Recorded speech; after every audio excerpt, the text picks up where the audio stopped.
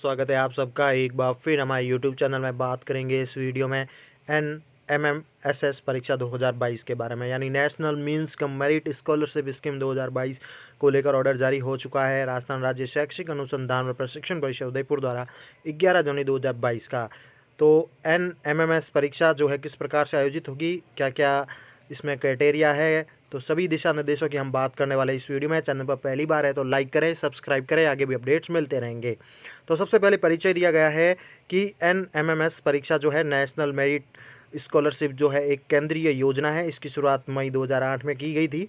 भारत सरकार स्कूल शिक्षा विभाग द्वारा संचालित व कार्यान्वयन में इसका किया जाता है और निदेशक राजस्थान राज्य शैक्षिक अनुसंधान व प्रशिक्षण परिषद उदयपुर इसकी नोडल अधिकारी है। राज्य स्तर पर संचालन और मॉनिटरिंग जो है उदयपुर द्वारा ही की जाती है। सभी जिला शिक्षा अधिकारी माध्यमिक मुख्यालय इसके जिला नोडल अधिकारी है। इस योजना का मुख्य उद्देश्य था 2008 में शुरू की इस योजना का छात्रवृत्ति का उद्देश्य था आर्थिक रूप से कमजोर लेकिन प्रतिभाशाली विद्यार्थियों को अपनी उच्च माध्यमिक स्तर की शिक्षा को पूरा करने के लिए प्रेरित करना, ताकि कक्षा 8 के बाद स्कूलों की ड्रॉप आउट दर में सुधार हो सके। प्रत्येक वर्ष कक्षा 8 में अध्ययनरत विद्यार्थी की राज्य स्तर पर चयन परीक्षा होती है। इस परीक्षा में चयन के बाद कक्षा 9 से 12 तक के राजकीय विद्यालय में नियमित अध्ययनरत विद्यार्थियों को NMMS छात्रवृत्ति की राशि मिलती है। यानी कि कक्षा 8 के बाद स्कूलों की इस परीक्षा में चयन होता है और 9 से 12 तक के राजकीय विद्यालय में नियमित अध्ययनरत होने पर उनको छात्रवृत्ति मिलती है। छात्रवृत्ति की राशि कितनी है वो भी बता देते हैं कि NMMS से चयनित विद्यार्थियों को कक्षा 9 से 12 तक नियमित यानी रेगुलर अध्ययनरत रहने पर नियमानुसार उनको 12,000 रुपये प्रति वर्ष की दर से छात्रवृत्ति मिलती है। NMMS छात्रवृत्ति के दर छात्रवृत्ति की राशि का भुगतान स्टेट बैंक ऑफ इंडिया द्वारा एक मुश्त किया जाता है और ये राशि सीधे ही विद्यार्थियों के खाते में PFMS के द्वारा स्थानांतरित की जाती है। प्रत्येक राज्य व केंद्र शासित प्रदेश को छात्रवृत्ति की संख्या केंद्र सरकार द्वारा आवंटित ही की गई है। पात्रता इसकी इस प्रकार है कि कक्षा 8 के राजकीय विद्यालय में अध्ययनरत विद्यार्थी इसके लिए पात्र हैं। यानी कक्षा 8 में रेगुलर कोई सरकारी विद्यालय में अध्ययनरत विद्यार्थी है वो आवेदन कर सकता है। साथ ही माता पिता की जो आय है, वार्षिक आय, वह 1.5 लाख से अधिक नहीं होनी चाहिए। इसके साथ ही कौन पात्र नहीं है वो भी लिखा गया है। जवाहर नवोदय विद्यालय, केंद्रीय विद्यालय, सैनिक स्कूल के छात्र इसमें पात्र नहीं हैं। साथ ही राज्य सरकार द्वारा संचालित आवासीय विद्यालय में पढ़ने वाले छात्र जहां बोर्डिंग लॉजिंग शिक्षा जैसी सुविधाएं प्रदान की जाती है वो पात्र नहीं है। निजी विद्यालय में पढ़ने वाले छात्र भी पात्र नहीं हैं। साथ ही राजकीय छात्रावास में रहने वाले विद्यार्थी भी पात्र नहीं है इस योजना के। केवल सरकारी विद्यालय में अध्ययनरत विद्यार्थी ही पात्र है। पात्रता व छात्रवृत्ति की निरंतरता के लिए न्यूनतम उत्तीर्णांक भी आवश्यक है, जैसे कि कक्षा 7 में 55% है, 8 में 55%, 9वीं और 10वीं 11वीं में 55, 10वीं में 60% और 11 में 55% न्यूनतम उत्तीर्णांक है। यानी कि इतने नंबर आपके न्यूनतम होने ही चाहिए, तब आप छात्रवृत्ति के लिए पात्र होंगे। इसके साथ ही इसमें SC ST श्रेणी के जो विद्यार्थी हैं उनको 5% की छूट भी है। कक्षा 7, 8, 9, 10, 11 में न्यूनतम उत्तीर्ण जो भी उत्तीर्णांक उससे कम प्राप्तांक होने पर उसको अपात्र घोषित किया जाएगा, वह अपात्र होगा। 7, 8 में 55, 9 में भी 55 है, 10वीं में 60 है और 11वीं में भी 55 न्यूनतम प्राप्तांक लाने जरूरी है। यदि किसी कक्षा में राज्य सरकार के अनुसार यदि बिना परीक्षा के उनको क्रमोन्नत किया गया है तो उस कक्षा के लिए न्यूनतम प्राप्तांक में शिथिलता भी प्रदान की जाएगी। इसके साथ ही आवेदन की प्रक्रिया में इस प्रकार है कि NMMS की आवेदन प्रक्रिया 2 चरणों में पूर्ण होती है। सबसे पहले तो आवेदन के लिए संस्था प्रधान को ऑनलाइन आवेदन शाला दर्पण के माध्यम से करना होगा। एक विद्यालय के सभी विद्यार्थियों की फीस एक साथ आप नेट बैंकिंग, UPI से, डेबिट कार्ड से, क्रेडिट कार्ड के माध्यम से जमा करा सकते हैं या करानी है। शुल्क जमा होने के बाद आवेदन का फाइनल सबमिट होगा। आवेदन करने के बाद हार्ड कॉपी निकाल कर आवश्यक दस्तावेज लगाए। यह परीक्षा केवल एक ही बार होती है। छात्रवृत्ति 4 वर्षों तक मिलती है। यदि दिव्यांग श्रेणी में आपने आवेदन किया है तो दिव्यांग का प्रमाण पत्र भी लगाना है। एक विद्यालय को आवेदन का अवसर एक बार ही मिलेगा, अतः जिन विद्यार्थियों का आवेदन करना है उन्हें सेलेक्ट कर लेवे। ऑफलाइन आवेदन इसके स्वीकार नहीं किए जाएंगे।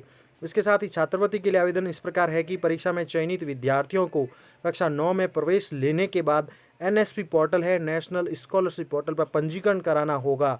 तो कक्षा 9 में प्रवेश लेने के बाद परीक्षा में चयनित विद्यार्थी को कक्षा 9 में प्रवेश लेने के बाद NSP पोर्टल पर पंजीकरण करना होगा और कक्षा 12 तक हर वर्ष उनका नवीनीकरण भी कराना होगा, ताकि आपको छात्रवृत्ति मिलती रहे 4 साल के लिए। इसके साथ ही महत्वपूर्ण तिथियां भी है। इसमें परीक्षा के लिए दिनांक रखी गई है 14 छात्रवृत्ति परीक्षा के लिए दिनांक है 14 जनवरी 2022 से 24/1 तक 12 बजे तक आप ऑनलाइन आवेदन कर सकते हैं। तो ऑनलाइन आवेदन 14 जनवरी यानी आज से शुरू है और 24 जनवरी तक रात्रि 12 बजे तक ऑनलाइन आवेदन कर सकते हैं। आवश्यक दस्तावेज जो है एनएमएमएस के लिए वो ये है कक्षा 7 की अंक तालिका प्रमाण पत्र, जो राजकीय विद्यालय में अध्ययनरत है उनकी, जाति प्रमाण पत्र है, माता पिता का आय प्रमाण पत्र अनिवार्य है, दिव्यांग प्रमाण पत्र यदि कोई दिव्यांग है तो लागू वो भी लगाना है, राजस्थान का मूल निवास प्रमाण पत्र लगाना है और आधार कार्ड। इसके साथ ही परीक्षा का पैटर्न भी दिया गया है किस प्रकार से होगी। इस छात्रवृत्ति के लिए पात्र विद्यार्थियों के चयन के लिए राज्य सरकार एक चयन परीक्षा का आयोजन करती है। इस चयन परीक्षा में 2 भाग होते हैं, जिसमें एक तो मानसिक योग्यता यानी एमएटी मैट परीक्षा रखी गई जिसका नाम, एक शैक्षणिक योग्यता एसएटी है। दोनों में कुल 180 प्रश्न आते हैं, प्रत्येक में 90 प्रश्न होते हैं। हल करने के लिए 180 मिनट का समय निर्धारित है। इनके दिशा निर्देश है जो स्कूल शिक्षा विभाग द्वारा गाइडलाइन तैयार की गई है, दिए गए हैं।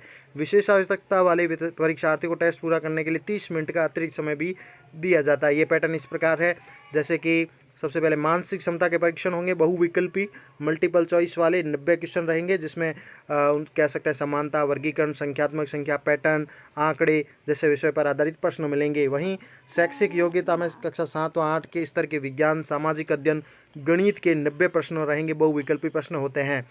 परीक्षा परिणाम, अब चयन परीक्षा के बाद सभी आवेदकों का परिणाम घोषित किया जाएगा और एनएमएस योजना में राजस्थान राज्य का कोटा भी है, वो ये है 5471 बच्चों को सेलेक्ट किया जाएगा, जिसका जिलेवार और श्रेणीवार वर्गीकरण भी किया गया है।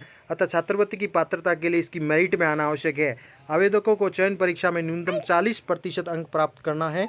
SC ST श्रेणी के आवेदकों को इस एनएमएमएस छात्रवृत्ति को लाभ पाने के लिए न्यूनतम कट ऑफ अंक 32% है, यानी SC ST वालों को 32% अंक लाने हैं, वहीं अन्य वालों को 40% न्यूनतम अंक लाना जरूरी है। उसके पश्चात मेरिट बनती है, मेरिट के आधार पर चयन होगा। दिव्यांग श्रेणी के आवेदकों को अपनी श्रेणी में 3% आरक्षण भी दिया गया है। राजस्थान की कुल छात्रवृत्ति की संख्या यहाँ दी गई है 5471 है। इसका जिलेवार श्रेणीवार वर्गीकरण भी किया हुआ है। इसके साथ ही परीक्षा शुल्क के बारे में बात करें तो सामान्य वर्ग के लिए 50 रुपये, आरक्षित वर्ग के लिए SC ST निःशक्त जन के लिए 30 रुपये है। ये शुल्क ऑनलाइन ऐप है, नेट बैंकिंग द्वारा जमा कराना होगा, नगद या अन्य माध्यम से स्वीकार नहीं किया जाएगा। यदि परीक्षा का शुल्क जमा नहीं होता है तो इस लिंक से शुल्क भी जमा करा सकते हैं, लिंक दिया गया है। परीक्षा में चयन के बाद क्या क्या करना है आपको करने योग्य कार्य ये है कि एनएमएमएस परीक्षा में चयन के पश्चात स्कूल शिक्षा विभाग, शिक्षा मंत्रालय नई दिल्ली और नेशनल स्कॉलरशिप पोर्टल यानी NSFP जो पोर्टल होता है उसके नियम अनुसार दिशा निर्देशों के अनुसार छात्रवृत्ति जारी होती है। National scholarship portal NSP portal है scholarship.gov.in, scholarship.gov.in पर उपलब्ध आप दिशा निर्देशों का पालन करें। छात्रवृत्ति के लिए परीक्षा में चयनित विद्यार्थियों को कक्षा 9 में प्रवेश लेने के बाद नेशनल स्कॉलरशिप पोर्टल पर पंजीकरण करना होगा और कक्षा 12 तक हर वर्ष नवीनीकरण करना होगा। पंजीकरण और नवीनीकरण विद्यार्थी अभिभावक द्वारा भी किया जाएगा। इसके साथ इस आवेदन का प्रिंट निकाल कर संस्था प्रधान को आपको जमा करना होगा। Verification, national scholarship portal NSP पर विद्यार्थी की लॉगिन ID से एक पंजीकरण होगा और नवीनीकरण करने के बाद संबंधित संस्था प्रधान जिला शिक्षा अधिकारी माध्यमिक द्वारा वेरिफिकेशन किया जाता है। नेशनल स्कॉलरशिप पोर्टल पर विद्यार्थी लॉगिन से छात्रवृत्ति की स्थिति भी आप जान सकते हैं, जिसकी ID दी गई है, यहाँ पर आप विजिट कर सकते हैं। तो ये आपके लिए महत्वपूर्ण इंपॉर्टेंट अपडेट एनएमएमएस परीक्षा को लेकर महत्वपूर्ण जानकारी आप सभी के लिए इस वीडियो में। अब बात करें तो एनएमएमएस परीक्षा 2022 के लिए ऑनलाइन आवेदन के लिए संस्था प्रदान के लिए क्या दिशा निर्देश दिए गए वो बात कर लेते हैं। तो एनएमएमएस परीक्षा कक्षा 8 में अध्ययनरत विद्यार्थियों के लिए एनएमएमएस परीक्षा तो आवेदन करने के लिए संस्था प्रदान अपनी शाला दर्पण ID से पोर्टल ओपन करके विद्यार्थी को सेलेक्ट करेंगे। अपनी शाला दर्पण ID से पोर्टल ओपन करके विद्यार्थियों को सेलेक्ट करके संस्था प्रदान संबंधित विद्यार्थी की चाहिए गई सूचनाओं, उसके दस्तावेजों का जो है वेरीफाई करेंगे। यदि दस्तावेजों की जांच में कोई जानकारी असत्य पाई जाती है तो संस्था प्रधान जिम्मेदार होंगे। तो संस्था प्रदान के लिए ये महत्वपूर्ण दिशा निर्देश है अगर वो अपने विद्यार्थियों का जो ऑनलाइन आवेदन करते हैं एनएमएमएस परीक्षा के लिए। संस्था प्रदान विद्यार्थी के दस्तावेजों से यह सुनिश्चित कर ले कि शाला दर्पण पर भरी गई सूचनाएं सही है। विद्यार्थियों के निम्न दस्तावेज प्राप्त होने पर सुनिश्चित कर ले कि वह पात्र है, उसके पश्चात ही ऑनलाइन आवेदन करें, जैसे कि जाति प्रमाण पत्र जो भी लागू है आवश्यक है, 7th क्लास की अंक तालिका प्रमाण पत्र जो राजकीय विद्यालय से उत्तीर्ण होना चाहिए, कक्षा 7 में न्यूनतम उत्तीर्णांक प्रतिशत जैसे सामान्य वर्ग के 55% है, अनुसूचित जाति जनजाति निःशक्त के लिए 50% है, ये जाँच कर लें। यदि राज्य सरकार के आदेशानुसार कक्षा 7 में क्रमोन्नत किया गया है तो न्यूनतम उत्तीर्णांक अनिवार्य नहीं है। इसके साथ ही निःशक्त प्रमाण पत्र है 40% या अधिक लागू होने पर आवश्यक है। आय प्रमाण पत्र माता पिता की समस्त स्रोत से जो आय है 1.5 लाख रुपए 1,50,000 से अधिक नहीं होनी चाहिए वार्षिक। साथ ही आधार कार्ड की साझेदार प्रमाणित प्रति होनी चाहिए। आवेदन भरते समय दी गई प्रविष्टि में किसी प्रकार का परिवर्तन होने पर साला दर्पण पर विद्यार्थियों की प्रोफाइल अपडेट करें। आवेदन पत्र पूर्ण करने के पश्चात संस्था प्रधान सुनिश्चित करें कि इसमें किसी प्रकार की कोई त्रुटि नहीं रह गई है। नंबर 5 है, संस्था प्रधान को ऑनलाइन आवेदन साला दर्पण के माध्यम से करना होगा और ऑफलाइन आवेदन स्वीकार नहीं होंगे। संस्था प्रधान को सभी विद्यार्थियों की फीस एक साथ ही जमा करनी है। ऑनलाइन नेट बैंकिंग हो, डेबिट कार्ड हो, क्रेडिट कार्ड हो या यूपीआई ऐप के माध्यम से जमा करानी है। आवेदन शुल्क जमा होने के बाद फाइनल सबमिट होगा। आवेदन करने के बाद हार्ड कॉपी आपको निकाल कर आवश्यक दस्तावेज लगाना है। आवेदन पर निर्धारित स्थान पर संस्था प्रधान विद्यार्थी के हस्ताक्षर करवाए जाएँ। मूल आवेदन पत्र की हार्ड कॉपी दस्तावेज के साथ विद्यालय में चयनित अभ्यर्थियों के आवेदन पत्र 5 वर्ष तक व अचयनित अभ्यर्थियों के आवेदन पत्र 1 वर्ष तक सुरक्षित रखे जाएँ। ये इंपॉर्टेंट है कि हार्ड कॉपी दस्तावेज के साथ विद्यालय में जो भी चयनित है विद्यार्थियों के आवेदन 5 वर्ष तक संभाल के रखने हैं और जो चयन नहीं होते हैं यानी अचयनित है उनके भी 1 वर्ष तक सुरक्षित रखे जाए। सभी संस्था प्रधान सुनिश्चित कर ले कि विद्यार्थी कक्षा 7 में राजकीय विद्यालय से ही उत्तीर्ण है तथा वर्तमान में कक्षा 8 में भी राजकीय विद्यालय में नियमित रूप से अध्ययनरत है। साथ ही 10वीं नंबर 10 पॉइंट है कि विद्यार्थी के एनएमएमएस से संबंधित किसी प्रकार की सूचना के अधिकार के तहत मांगे जाने पर विद्यालय को उपलब्ध कराने होगी अतः समस्त जो भी आवेदन दस्तावेज है विद्यालय पर संधारित करें। अलग से फाइल बना के एनएमएस रिलेटेड आप सभी डॉक्यूमेंट रखें।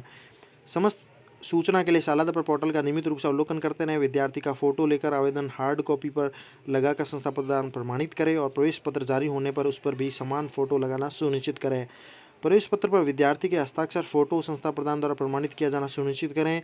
विद्यार्थी के जन्मतिथि, पिता के नाम में, आधार कार्ड, विद्यालय रिकॉर्ड और साला दर्पण तथा वर्तनी आदि के जैसे जो भी है वो अंतर नहीं होना चाहिए। सभी विद्यार्थियों के आवेदन पत्र दस्तावेज फाइल बनाकर सुरक्षित रखें। नेशनल स्कॉलरशिप पोर्टल एनएसपी की गाइडलाइन की पालना करें। एनएमएमएस योजना से संबंधित विज्ञप्ति व दिशा निर्देश आदेश दस्तावेज को फाइल बनाकर भी सुरक्षित रखें। इस योजना से संबंधित साला दर्पण पोर्टल व एनएसपी नेशनल स्कॉलरशिप पोर्टल पर उपलब्ध है। RSERT उदयपुर से पत्राचार करते समय जिला शिक्षा अधिकारी मुख्यालय माध्यमिक द्वारा इसको प्रेषित कराएं। इसके साथ ही ऑनलाइन आवेदन करने के बाद किसी प्रकार का संशोधन के विकल्प नहीं है तो त्रुटि रहित काम करें। आवेदन सबमिट करना सुनिश्चित करें। ये महत्वपूर्ण निर्देश कह सकते हैं संस्था प्रधान के लिए जो अपने विद्यालय के विद्यार्थियों का ऑनलाइन आवेदन करना चाहते हैं। तो ये तमाम तरह के अपडेट आप सभी के लिए। Thank you. वीडियो अच्छा लगे तो लाइक करें, शेयर करें।